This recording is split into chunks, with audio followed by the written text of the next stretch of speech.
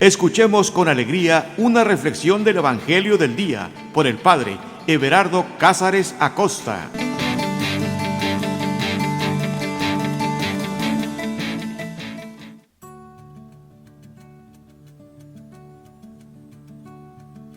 Carta de amor. Eso es la Sagrada Escritura. Una carta de amor. ¿Y a quién no le gusta leer las cartas de amor? Seguramente vas a decir, Padre, a mí nadie me ha escrito una carta de amor. Pues bueno, ¿qué te parece si te digo esto? Lee la Sagrada Escritura.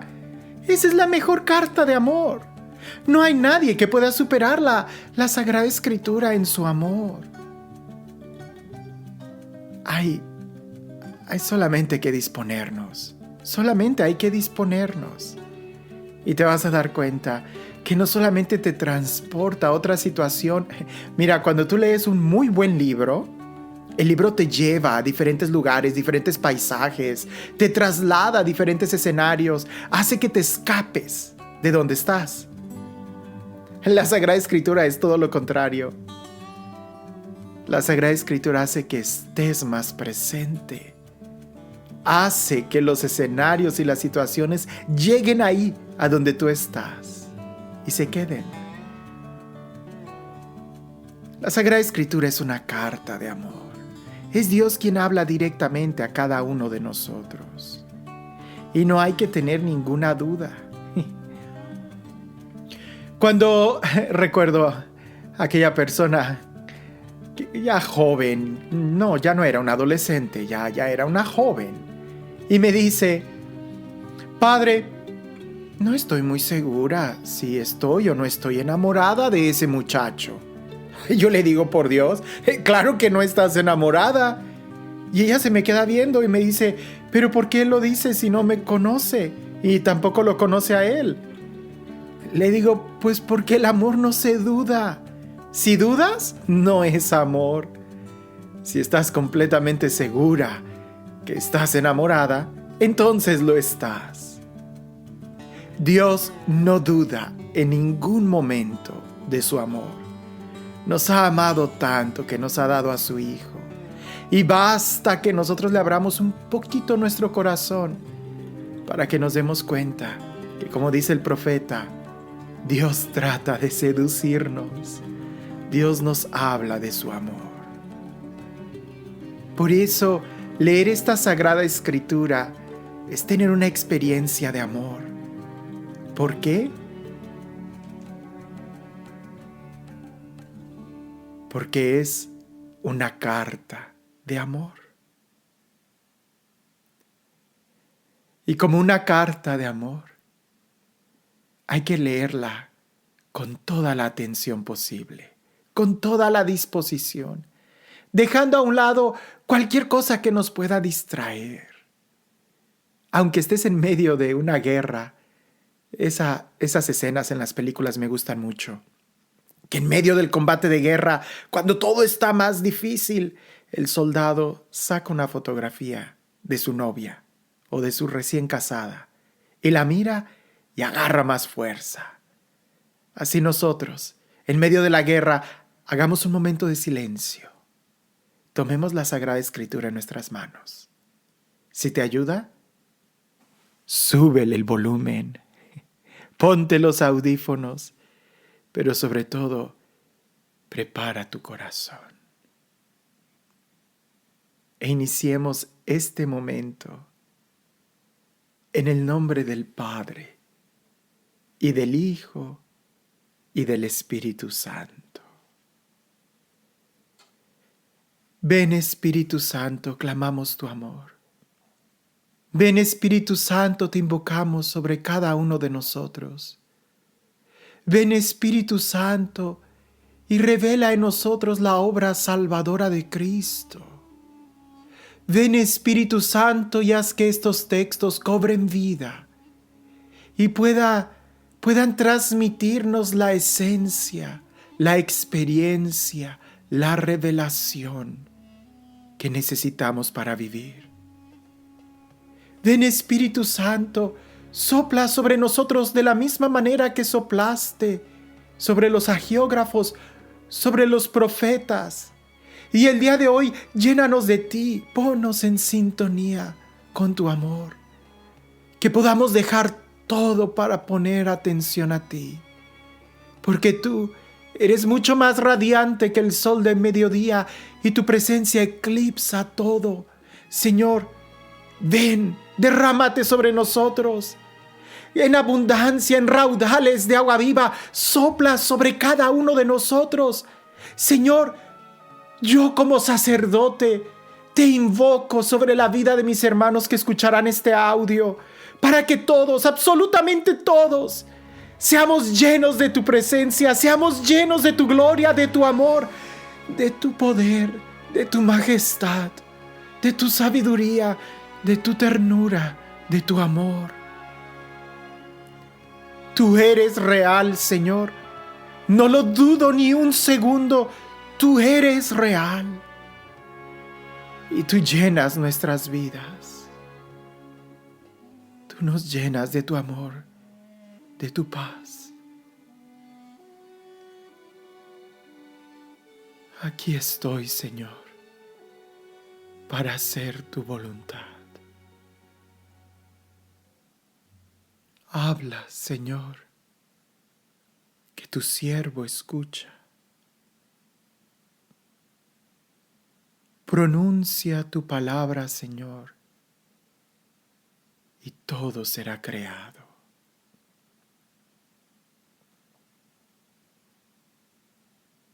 El texto que vamos a leer está tomado de Mateo capítulo 8, versículo 18 al 22.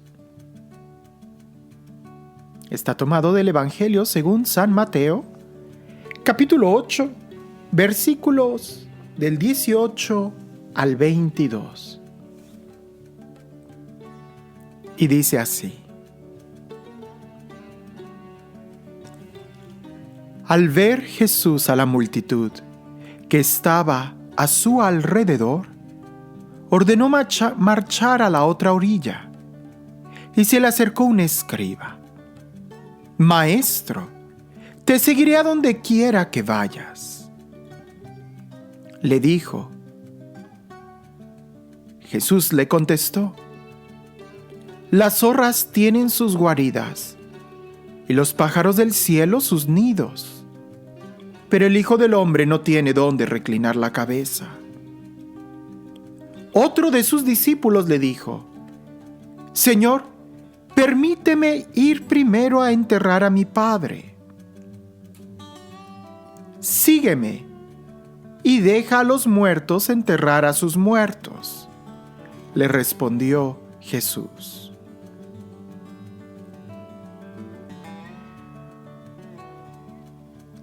Sí que Jesús era un maestro muy exigente. Sí que Jesús era muy claridoso a la forma de hablar. Quizás por eso no tenía tantos discípulos y al mismo tiempo tenía tantos seguidores.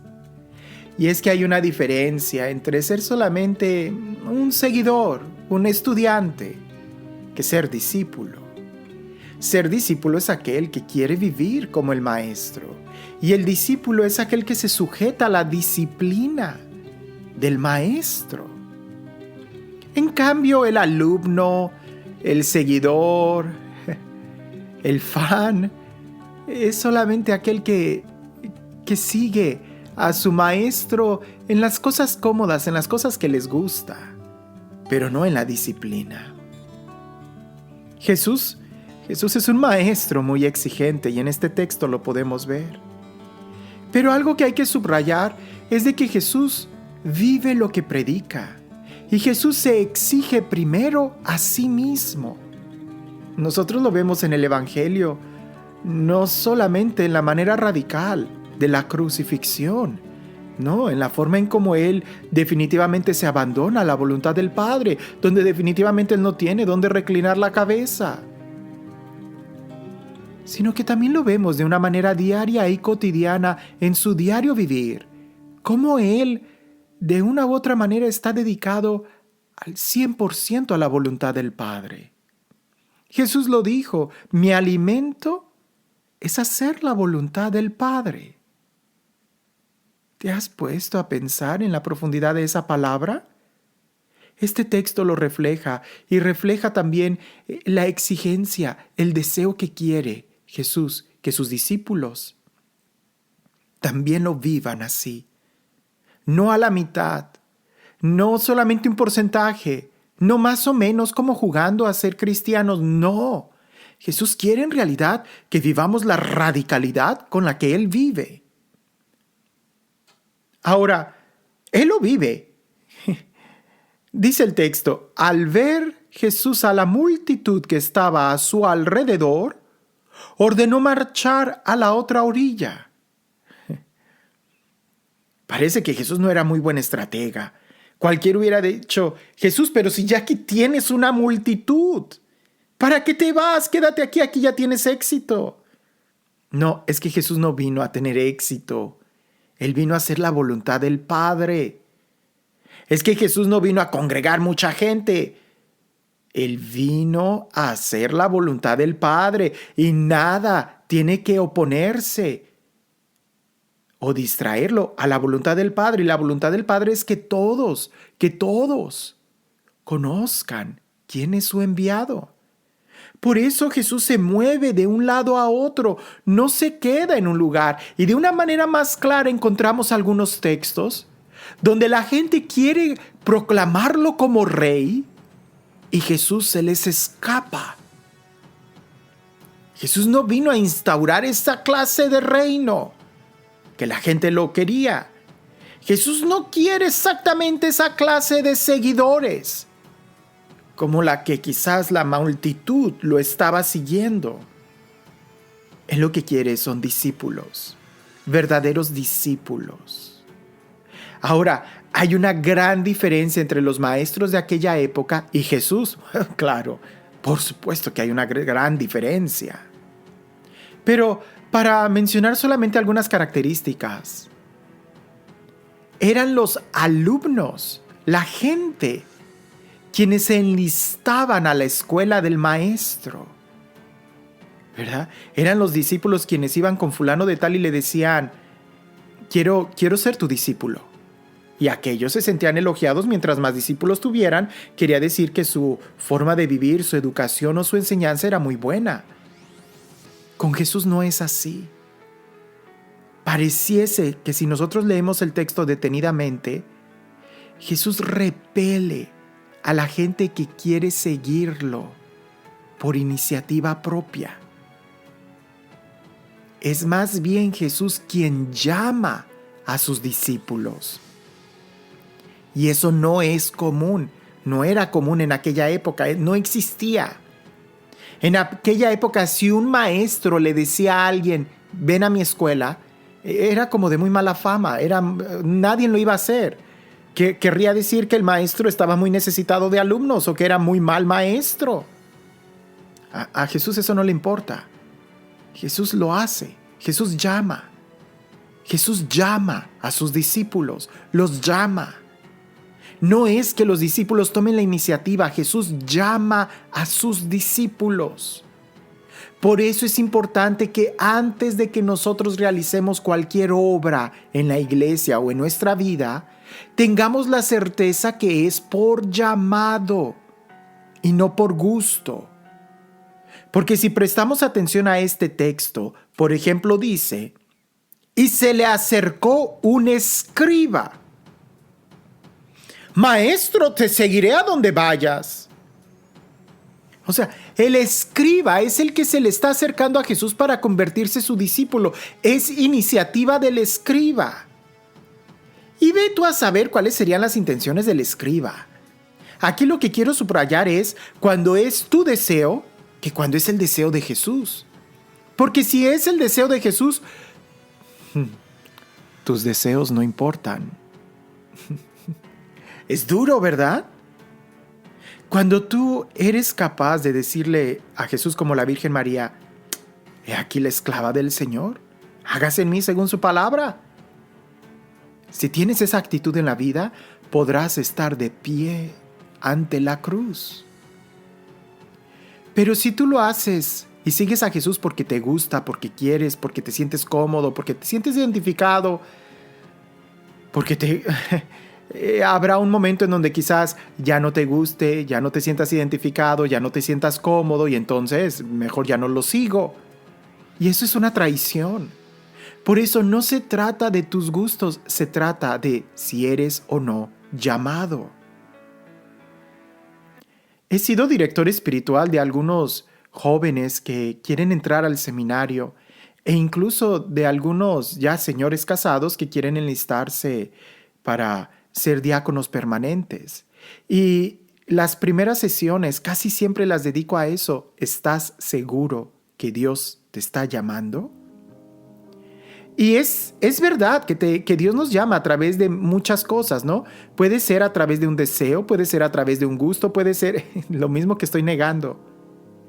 Puede ser que ese sea como el inicio de una vocación. Pero después tiene que haber un momento en donde ya no es que tú quieras, sino que tienes la certeza que Dios te está llamando. Por ejemplo, en el matrimonio. Cuando tú ves la muchacha, ¡wow! Está bonita, te llama mucho la atención, brillan tus ojos, ¡wow! Está bonita, es preciosa, está chula la muchacha. Eso es bien, pero no estás pensando en casarte. Después de platicar con ella, sientes mariposas, te enamoraste. Y sientes muy bonito y te gustaría y son tus gustos, quieres estar con ella. Pero no estás pensando en casarte. Es hasta el momento donde ya no te mueve ni el gusto de que está bonita, ni tampoco te mueve el sentimiento de estoy enamorado de ella, sino la convicción y la certeza de que ella, es la persona que Dios puso en tu camino y que los dos están remando hacia la misma dirección. Entonces es ahí donde ya podemos hablar de un llamado y de una vocación. No es por un gusto, no es por un placer. Por eso este texto es tan claro. Se le acerca el escriba y le dice a Jesús: Maestro, te seguiré a donde vayas. Pero Jesús le contesta: Las zorras tienen sus guaridas y los pájaros del cielo sus nidos, pero el Hijo del Hombre no tiene dónde reclinar la cabeza. ¿Qué es lo que buscas cuando sigues a Jesús? O en el matrimonio, por ejemplo, o con tus hijos, o qué sé yo, cuando entras a la universidad. ¿Qué es lo que te mueve en la vida? ¿Las cosas cómodas? ¿Qué es lo que te mueve en la vida? ¿Buscar una casa bonita, un coche, una almohada de plumas de ganso? ¿Qué es lo que te mueve en la vida? Si es el gusto, siempre vas a sufrir. Pero si es la vocación, entonces valdrá la pena. Recuerdo en una ocasión que me invitaron a cenar. Y en una familia numerosa, y ya me había dado yo cuenta por varios comentarios y porque era muy claro que la señora quería que uno de sus hijos entrara al seminario. No, ella quería tener un hijo sacerdote. Y en la cena, para ser sincero, casi no acepto invitaciones a cenar. Una porque no tengo el tiempo y otra porque a veces me ponen en situaciones un poco incómodas. Como esta que te voy a platicar. Estábamos cenando y en medio de la cena la señora, la mamá, le dice a uno de sus hijos, fulanito de tal, no voy a decir el nombre, claro está. Le dice: fulano, ¿no tenías una pregunta al padre? Dísela, aprovecha que en este momento no hay gente alrededor y que no lo están, ¿cómo se dice? Molestando, interrumpiendo, que él está aquí. Y el niño voltea a ver a la mamá y luego voltea a verme a mí. Muy educado el niño, muy educado. Pero pareciese que no era algo que brotaba de su corazón, sino que pues su mamá ya le había comentado algo. Y el joven me hace esta pregunta: Padre, ¿qué me recomienda para entrar al seminario? ¿Qué me recomienda si quisiera entrar al seminario? Y yo, siguiendo peleando con el bistec que me habían puesto en el plato, digo, que no entres. Y en ese momento hay un profundo silencio. Sin alzar la mirada pude sentir que todo mundo me miraba. Bromeo poco, hasta parece que el pedazo de carne que se había puesto la señora en la boca se le cayó al plato. Y ella es quien, el joven no hizo ninguna pregunta. El adolescente no hizo ninguna pregunta. Se quedó callado. La señora fue quien me dijo: ¿cómo, padre? Y ya, yo siguiendo partiendo la carne dije: que no entre al seminario. Que no entre, que no se le ocurra, que no se ponga la sotana, que no se vaya a ordenar sacerdote. No, que no lo haga. Va a sufrir demasiado. Es una vida muy difícil. Que no entre al seminario. Al menos que esté seguro que Dios lo está llamando. Porque si tiene vocación, porque si Dios lo está llamando, será capaz de pelear y de soportar todo. Será capaz de soportar la crítica y será capaz de estar frente al escrutinio de la gente que todo el tiempo lo está mirando. Será capaz de soportar todos los comentarios negativos que se hagan en contra de la iglesia y en contra de la fe. Si él está seguro que Dios lo está llamando, entonces será capaz de tomar la cruz de cada día, de doblar sus rodillas ante el cansancio y permanecer en la oración. Si él está seguro que Dios lo está llamando, aún en los momentos de aridez y de desierto, él podrá permanecer en oración, buscando hacer la voluntad de Dios. Si él está seguro que Dios lo está llamando, aun cuando la voluntad del obispo y de los sacerdotes de la iglesia del plan pastoral se venga encima y sea como una lápida de peso fuerte sobre sus hombros, él va a poder seguir adelante, porque sabrá que a quien está respondiendo es a Dios. Por eso, que no entre al seminario, al menos que esté seguro que Dios lo está llamando. ¿Y te digo algo? Esto no es solamente para los que van a entrar al seminario. Es para todo estilo de vocación. Piensa, por ejemplo, en el matrimonio. Si no estás seguro que quieres casarte, no te cases. Si no estás seguro que Él es el hombre de tu vida, no te cases. Si no estás seguro que ella es la mujer de tu vida, no te cases. Porque entonces no vas a poder aguantar dormir con alguien a quien no amas. Y no me refiero a estar sintiendo bonito, no se trata de sentir bonito, se trata de responder a un llamado. Y la Sagrada Escritura nos dice que a todos nosotros, a cada uno de nosotros, Dios nos llama. Dios nos llama.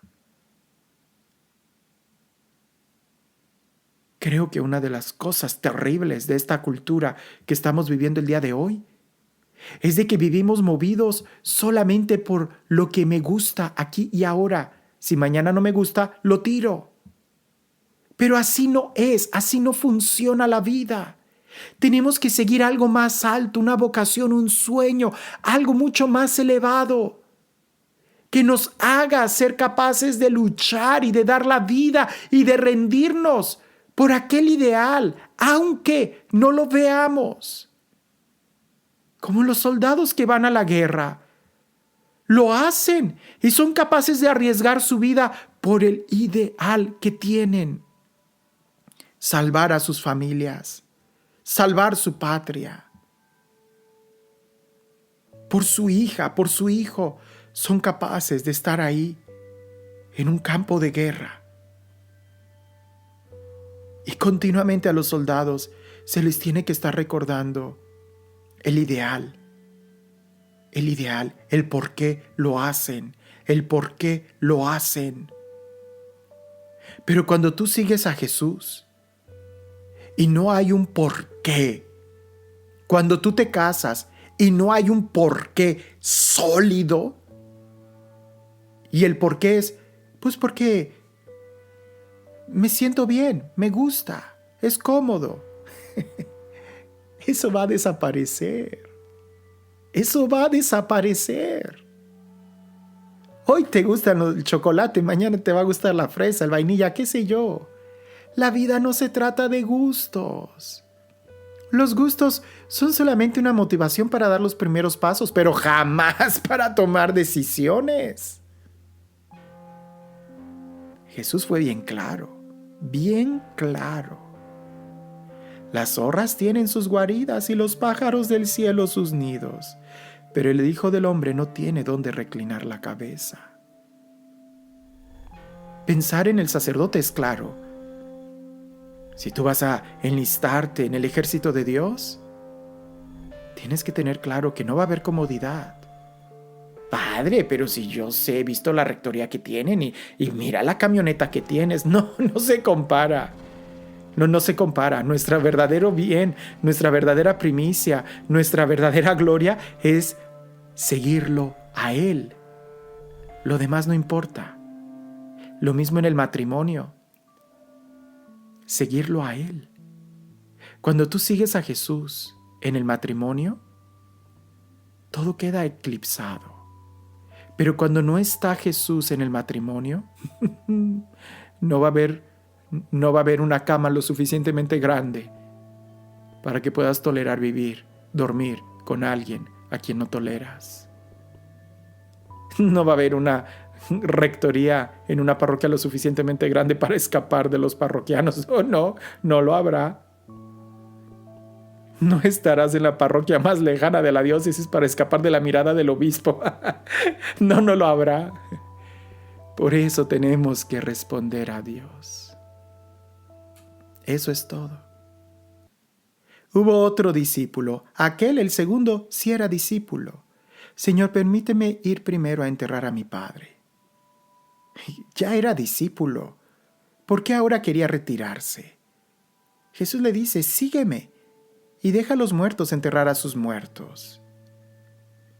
La forma deja a los muertos enterrar a sus muertos quiere decir de una manera clara que el papá no estaba muriendo, sino que el joven quería más bien regresar a su casa y vivir la vida que llevaba antes, como un muerto. Al ver Jesús a la multitud que estaba a su alrededor, ordenó marchar a la otra orilla. Y se acercó un escriba.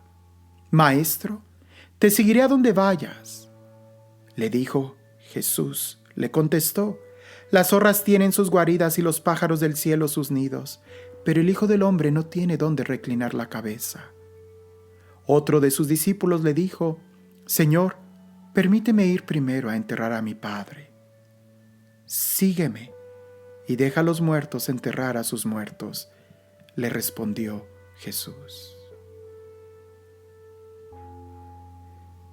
Concédenos, Señor, tener la certeza de que tú nos llamas, de que a ti te obedecemos, de que a ti te buscamos. Si tú lo mandas, Señor, yo podré realizar cualquier cosa, porque tú me capacitarás. Si tú lo mandas, Señor, podré hacerlo. El Señor esté con ustedes. Y la bendición de Dios Todopoderoso, Padre, Hijo y Espíritu Santo, descienda sobre ustedes y permanezca para siempre.